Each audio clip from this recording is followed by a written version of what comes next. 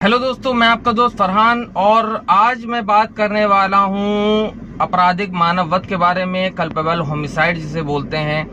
क्योंकि दोस्तों कई बार हमने सुना होगा कि किसी से धोखे से किसी इंसान की जान चली गई और उसको कई बार ऐसे भी केस होते हैं जिसमें उसको बाइज्जत बरी कर दिया जाता है और कई बार ऐसे भी केसेस होते हैं जिसमें उसको उम्र कैद तक की सजा दे दी जाती है। तो ऐसा आखिर क्यों होता है, क्या है इसके पीछे की पूरा सिस्टम और क्या कहता है ये एक्ट, तो इसी में हम आगे बात करने वाले हैं। तो चलिए शुरू करते हैं। दोस्तों देखिए, सबसे पहली बात तो ये है कि जो आपराधिक मानव वध है वो उसका मतलब क्या होता है कि किसी इंसान की जान चली गई। पहली चीज, अब जान जब चली जाती है तो दो प्रकार से ही किसी की जान जाती है। पहली बात तो ये हो जाती है, अब आपराधिक मानव वध का नाम आ रहा है, वध का मतलब खुद से नहीं, आदमी ने खुद से तो अब नहीं मर गया होगा, ठीक है, खुद से मरता तो वो आत्महत्या की कैटेगरी में आता। बहरहाल इसमें क्या है कि वध हुआ है, अब वध किसी दूसरे ने किया है तो वो दो प्रकार से हो सकता है। एक तो उसका इंटेंशन और मोटिव रहा हो, तो अगर इंटेंशन और मोटिव है, जैसा कि मैंने पिछले लेक्चर में अपने बताया था, पिछले वीडियो में, इंटेंशन और मोटिव जहां मेन सुरी का सिद्धांत यानी जो डॉक्ट्राइन है वो फॉलो किया जाता है, तो उसमें सीधे हत्या का आरोप लगता है। 302 उस पे उसमें पनिशमेंट है 302 में आईपीसी की। और दूसरी चीज ये होती है कि कई बार हम किसी का वध मतलब किसी की हत्या नहीं करते, किसी का मर्डर नहीं करते, लेकिन उसके बावजूद किसी इंसान की धोखे में मौत हो जाती है। तो आपको ये सबसे पहली चीज आपको बता दें कि इस तरह के जो मामले होते हैं वो ज्यादातर रैश ड्राइविंग में या कार एक्सीडेंट जो होते हैं, किसी ने कार से किसी को कुचल दिया, तो इसमें आपराधिक मानव वध यानी कल्पेबल होमिसाइड लगता है।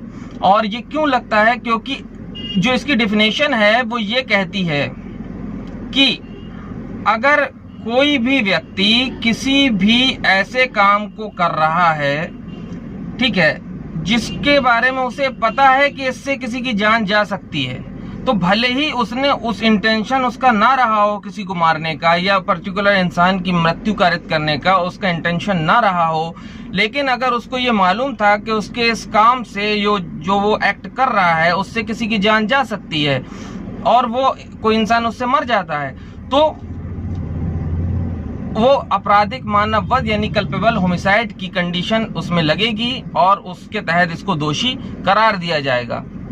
ठीक है, तो अब मामला आ जाता है कि इसमें जो दो तीन पेचीदा मुद्दे हैं, जो कंडीशंस है उसको फॉलो करना पड़ता है। सपोज एक पर्सन गाड़ी बहुत तेज रफ्तार से चला रहा है, हालांकि वो सिर्फ एंजॉयमेंट के लिए चला रहा है गाड़ी बहुत तेजी रफ्तार से कार को, और अचानक से उसके सामने कोई रास्ता क्रॉस करते हुए कोई इंसान या कोई बच्चा या कोई बुजुर्ग आ जाता है और वो गाड़ी को उससे कंट्रोल खो बैठता है और उसको उड़ा देता है। ठीक है, अब ये अगर आप देखोगे तो इसमें देखिए उसका इंटेंशन और मोटिव तो नहीं था कि उस बंदे को उसको मर्डर करना है, लेकिन अब वो हाईवे में चला रहा है या नॉर्मल किसी स्ट्रीट पे चला रहा है और गाड़ी ओवर कंट्रोल है, उसके ओवर स्पीड में है। उसको ये मालूम थी ना बात कि कम से कम कि इतनी ओवर स्पीड में अगर कोई सामने आएगा तो गाड़ी को कंट्रोल उसका खो जाएगा और वो उससे टकरा सकता है, कोई मर भी सकता है इससे, उसको ये बात तो पता थी। तो मेन सुरी में मैंने आपको बताया था कि इंटेंशन मोटिव के अलावा क्या होता है, निग्लिजेंस और नॉलेज और वॉलंटरी, ये तीन कंडीशन भी आती हैं। ठीक है, तो इसमें देखिए नॉलेज थी आपको कि अगर आप इतनी तेज ड्राइविंग करोगे तो कोई सामने आएगा तो वो मर सकता है। दूसरी चीज नेग्लिजेंस, आपको ये भी मालूम था कि ये गैर कानूनी है ओवर ड्राइविंग करना, ओवर स्पीड करना। तीसरी चीज आपने वॉलंटरी किया, कोई आपको भड़का नहीं रहा था, किसी ने आपको सुपारी नहीं दी थी, आप खुद से कर रहे थे। तो इसमें क्या हुआ कि वो उसकी जान चली गई, भले ही आपका मोटिव इंटेंशन ना रहा हो, लेकिन आप इन तीन स्लैब में आ रहे हो, ये तीन कंडीशन आपके ऊपर एप्लीकेबल हैं। तो क्या होगा, आपके ऊपर जो मुकदमा चलेगा उसमें आपको जो आपराधिक मानव वध आपके ऊपर चार्जेस लगाए जाएंगे उसके, और होता ये भी हत्या की तरह ही इसके भी चार्जेस लगते हैं। यहाँ पे मैं कितने भी सजा होती है वो नहीं बता रहा हूँ या आपको और एक्स्ट्रा, क्योंकि देखिए मानव को क्षति पहुंचाने के लिए तो 299 से लगा करके 12, 13 तक मामले मतलब लाइन से धाराएं हैं, ठीक है, जिसमें बच्चे तक की मृत्यु अगर गर्भपात कराने के उसमें तक धारा है 312, 313 में। तो अब देखिए, एक तो ये कंडीशन हो गई। दूसरी कंडीशन ये थी कि कोई बंदा किसी मुर्गे को मारने के लिए एक सपोज गोली चलाता है, वो मुर्गा झाड़ी के पीछे चला गया, उसने एक गोली चलाई, अब उसके पीछे कोई बंदा दूसरा अदर पर्सन उसके पीछे बैठा था, शौचालय कर रहा था, जो कुछ व्हाटएवर कर रहा था, और वो गोली उसके लग गई, वो मर गया। तो जो बंदे ने गोली चलाई उसको ये कतई नहीं पता था कि उस झाड़ी के पीछे कोई बंदा भी हो सकता है। उसने मुर्गे को मारने के लिए गोली चलाई थी, लेकिन वो कहाँ लगी जाकर के उस बंदे को लग गई, वो मर गया। तो उस कंडीशन में क्या होगा कि उसके ऊपर आपराधिक मानववध नहीं लगेगा, क्योंकि उसका देखिए ना किसी स्लैब में नहीं आता, ना इंटेंशन था, ना मोटिव था, ना नॉलेज था, ना नेग्लिजेंस था, ना वॉलंटरी थी, कुछ भी नहीं था।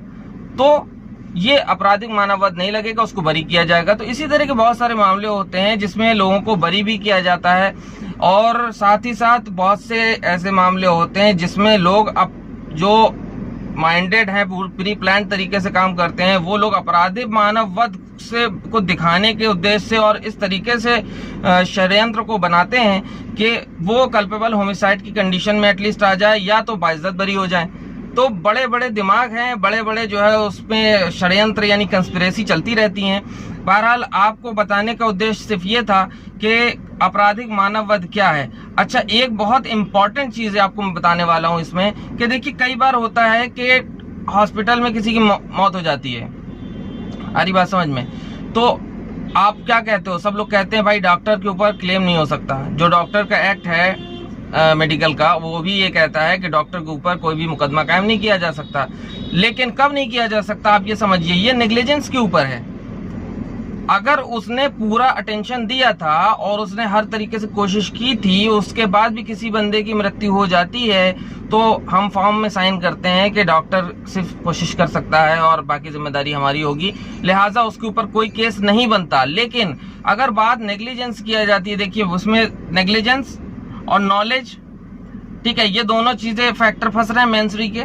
तो अगर कोई मान लीजिए कोई बंदे का एक्सीडेंट है, सीरियस मामला है, और उसमें डॉक्टर अगर कोशिश कर लेता, पूरी अपनी शिद्दत से कोशिश कर लेता, तो शायद उसकी जान को बचाया जा सकता था। लेकिन एंड टाइम पे उसने लापरवाही दिखाई, नेग्लिजेंस दिखाया, जिसकी वजह से उसकी डेथ हो गई। आ रही बात समझ में? सारे संसाधन मौजूद थे। कई बार ऐसा होता है कि डॉक्टर जो है वो हल्की सी लापरवाही उनकी किसी की जान चली जाती है, किसी की इसका कारण बन जाती है। तो क्योंकि बहुत ही रिस्पेक्टेबल पोजीशन है, प्रोफेशन है, और बहुत ही जिम्मेदारी वाला भी है, तो जरा सी भी आपसे चूक हुई और किसी की जान चली गई, तो वो उस कैटेगरी में वो नहीं आता है कि आप उसके ऊपर क्लेम नहीं कर सकते। जो आपने लेटर साइन किया था, बिल्कुल कर सकते हैं, क्योंकि वो नेग्लिजेंस है। मेंसरी का एक पार्ट है नेग्लिजेंस और नॉलेज। आपको नॉलेज थी कि अगर इसको हल्का सा ट्रीट और करते तो शायद बच जाता, लेकिन आपने सिर्फ थोड़ी सी लापरवाही दिखाने की वजह से अपने प्रोफेशन की मर्यादा का ख्याल नहीं रखा। थोड़ी सी लापरवाही दिखाने, थोड़े पैसे की लालच हो सकता है, उसकी वजह से आपने नेग्लिजेंस किया, ये नॉलेज होते हुए भी कि आपकी इससे लापरवाही से किसी की जान चली जाएगी।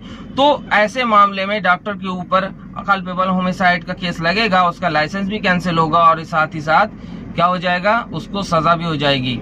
तो दोस्तों, आज का वीडियो मैंने आपसे यही बताने की कोशिश की है कि भले ही किसी को गोली मार न दी गई हो, किसी को जान से ना मार दिया गया हो, लेकिन किसी की अगर मृत्यु होती है तो उसके पीछे दो कारण होते हैं। एक कारण तो ये होता है कि वो आत्महत्या कर ले, दूसरा कारण ये होता है, आत्महत्या कारण ये भी है कि किसी ने उकसा दिया उसको कि आत्महत्या कर ली उसने, उसकी अलग सजा है, वो मैं आपको अगले वीडियो में बताऊंगा। और दूसरा कारण ये होता है कि किसी की गलती, किसी वजह से वो मर गया हो, या तो उसको मर्डर किया गया हो, या तो उसकी मर्डर जैसी कंडीशंस पैदा की गई हो। तो बहरहाल किसी की जान गई है तो सजा का विषय है ही। और कौन सी कंडीशन आपको बता दिया, 5 चीजें आप ध्यान रख लीजिए। कोई भी आपके सामने केस आए, इनमें से किसी एक चीज में अगर वो फिट हो रहा है तो वो बंदा दोषी है। पहली चीज इंटेंशन, दूसरा चीज मोटिव, तीसरा चीज नेग्लिजेंस, चौथा चीज नॉलेज, और पांचवा वॉलंटरी। ये 5 चीज में से किसी भी एक चीज में अगर फिट हो रहा है तो फिर वो दोषी है। आप ये बात तय मानिए। और उम्मीद करता हूँ कि स्टूडेंट्स के लिए भी वीडियो बहुत काम कर रहा होगा। आज मैंने क्लासरूम में नहीं, कार में बैठ के वीडियो बनाया है, और कोशिश यही की है कि अपने जुडिशरी के प्रिपरेटर्स जो हैं, अपने बच्चे एग्जाम के स्टूडेंट्स जो अपनी एग्जाम देने वाले हैं या जो प्रिपरेशन कर रहे हैं या जो और लॉ स्टूडेंट हैं LLB वगैरह के, और जो अभी प्रैक्टिस में उतरने वाले हैं, उनके लिए काफ़ी काम का वीडियो होगा।